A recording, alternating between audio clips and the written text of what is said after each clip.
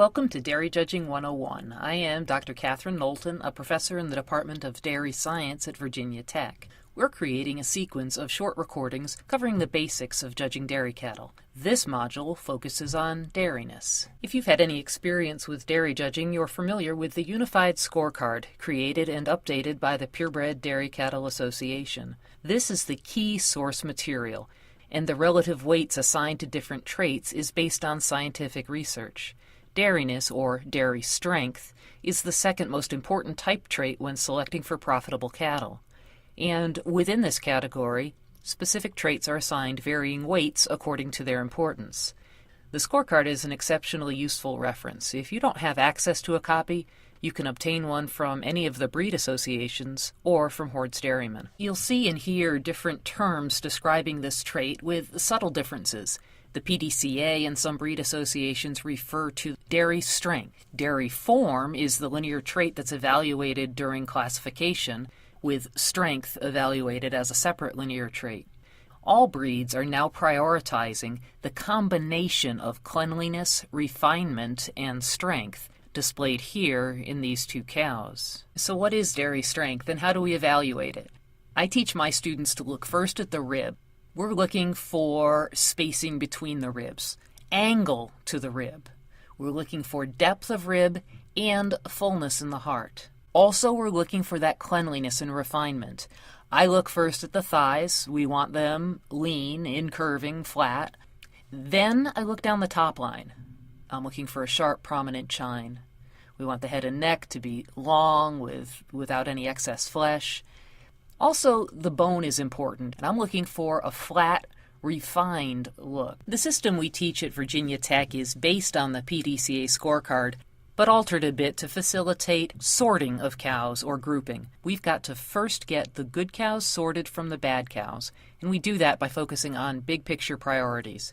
If you've watched our presentation on udders, you've seen this mantra, good udder dairy cows with functional feet and legs. What that means is, as we're evaluating a cow, the first thing we zoom in on is her udder. And then dairiness. Within dairiness, I ask myself these questions in this order. Does she have a big rib?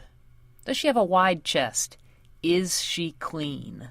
In the next few minutes, I'll talk through each of these to explain what we're really asking and how we use the answers. Let's talk a little bit more about where to look to evaluate this trait. For the rib component, both the side view and the rear view are important.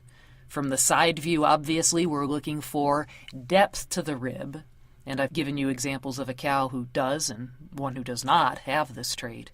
Also, we're looking for drop to the rib. I want to see that rear rib drop down from the forerib. Spring of rib is pretty easily evaluated from behind the cow.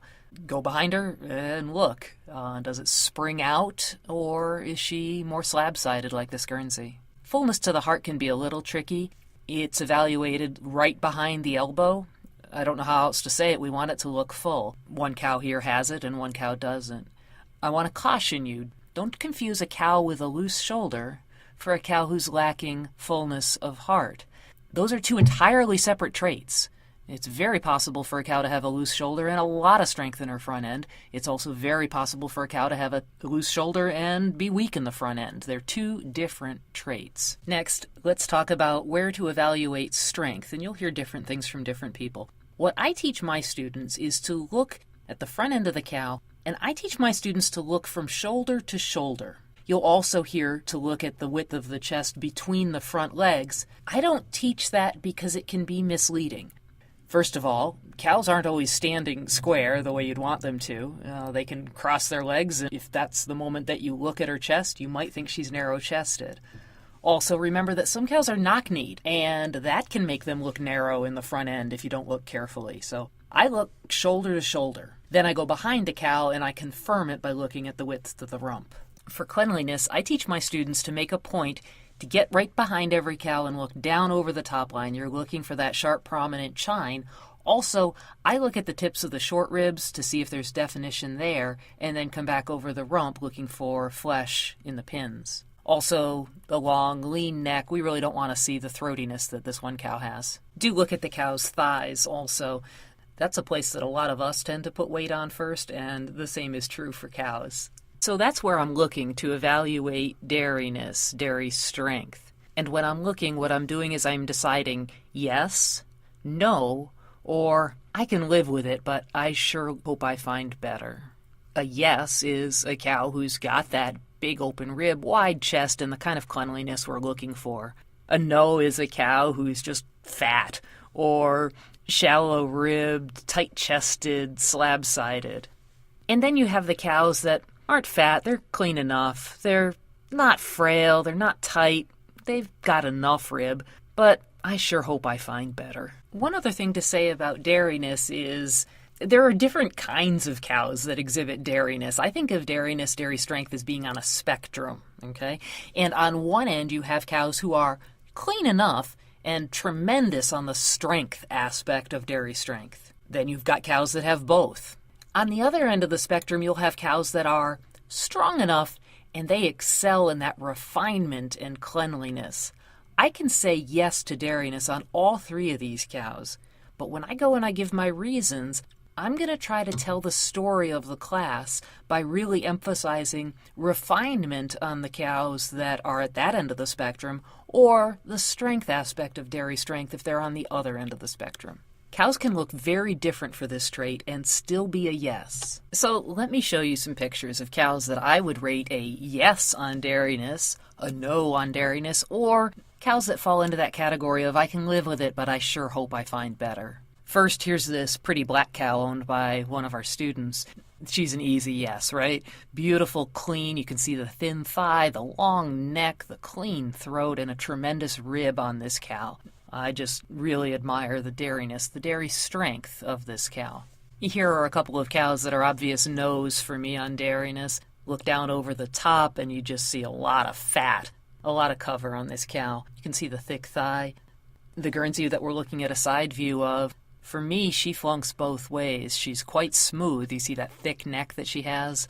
Also, she's pretty shallow and quite slab-sided. Here are a couple of cows that are going to fall into my category of I could live with it if I had to, but I sure hope I can find better.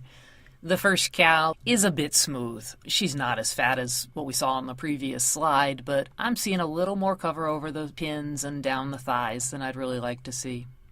The other cow that we're looking at is she's not fat and she's not tight, but she's really kind of marginal on both. What I do with this cow is going to depend on the quality of the class. Again, she's not a no. This is a cow that if she's the only good-uddered sound cow in the class, I can win with her. But in other classes where I've got some really good quality cows, she is not in my top group. I'm a big believer in mantras, phrases you repeat to remind yourself of your priorities. I think I drive my students crazy running around all the time saying, good-uddered dairy cows with functional feet and legs. For dairyness, our mantra is, does she have a big rib? Has she got a wide chest? Is she clean? So, all together now, does she have a big rib? Has she got a wide chest? Is she clean? Does she have a big rib? Has she got a wide chest? Is she clean? Does she have a big rib? Has she got a wide chest? Is she clean? Does she have a big rib? Has she got a wide chest? Is she clean? I hope this presentation has been useful to you and that you'll go to our YouTube channel and watch some of the others that we're posting. But now I should stop and do some thank yous. Thank you to Carol Woolahoosian, Chelsea Abbott, and Hannah Van Dyke, 3 Virginia Tech students who are helping me with these. And obviously Dr. Mike Barnes, the longtime coach of the Virginia Tech judging team, who shaped the approach I've described here. Thank you to Horde's Dairymen for their support of this project. And finally, thank you to the dairy farmers across the country who host judging practices for our team and yours.